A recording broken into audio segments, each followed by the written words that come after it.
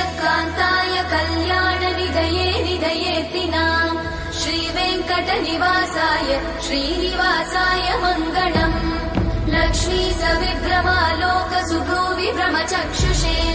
चक्षुषे सर्वलोकानां वेङ्कटेशाय मङ्गलम्